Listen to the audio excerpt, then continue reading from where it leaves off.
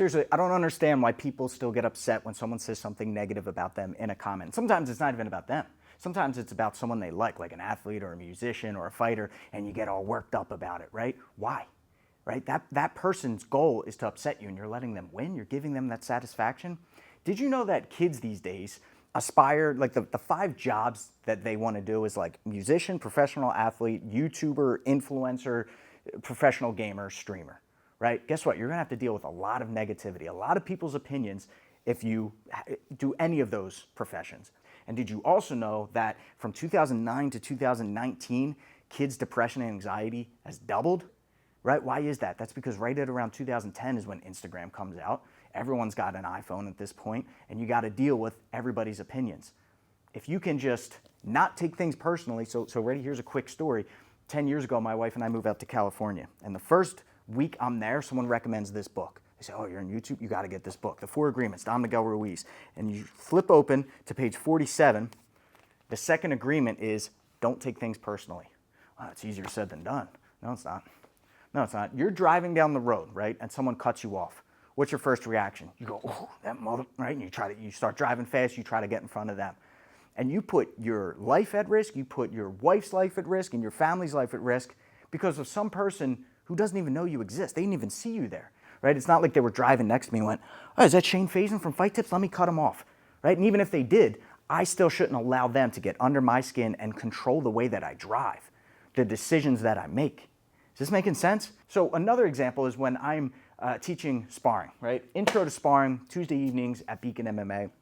There's a lot of beginners, a lot of first timers, and I don't want anyone going above 30% power. Listen, if anyone goes harder than 30% and it's not someone on the fight team that you're partnered with, no warnings, I'm gonna kick you off the mats. Is that fair?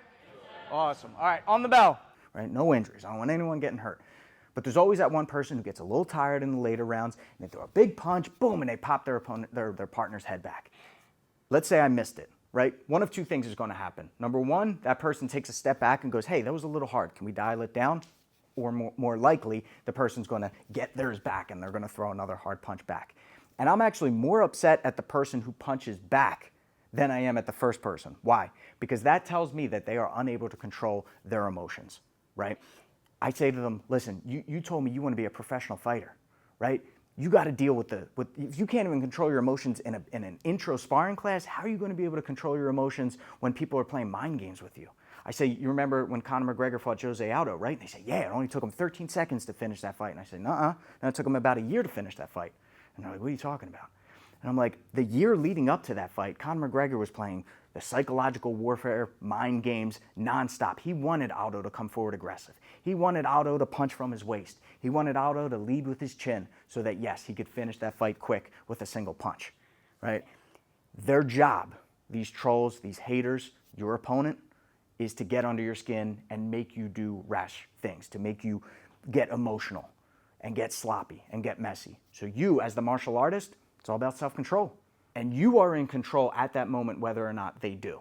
Whether it's the person who cut you off, whether it's the person who went a little hard in sparring, or if it's the person who's a professional athlete and they're trying to win that fight and they want you to get emotional and get sloppy, right? I've been doing this YouTube Fight Tips for a long time now. Fight Tips started in 2004. YouTube came out in 2005. Believe me, I've seen and read it all. In fact, I have seen and read the comments from the no-name people with no profile pictures to multiple-time Coach of the Year who publicly slandered me to my face in front of about 200 people. All right, I've dealt with it. I've since started doing presentations and consulting on social media. And when I ask the audience why you're not creating more content, you know what the number 1 reason is? And you got to dig deep for it, right? You don't get this right away when you ask them. You got to dig deep. But the number 1 answer why people aren't creating more content, right? You tell me you want more followers, you want more leads to your business. How come you're not creating more content? Fear of judgment, your Yes. fears, Yep. imposter syndrome, Yep. things like that. And I say, why don't you focus on all the good that you're going to do? Why don't you focus on the people that you're going to help introduce to martial arts? Or you're going to flick the light switch on for them with a technique. And then you're going to build their confidence so that they can stand up to their bully, so that they can start winning more fights, so they can just build confidence in general.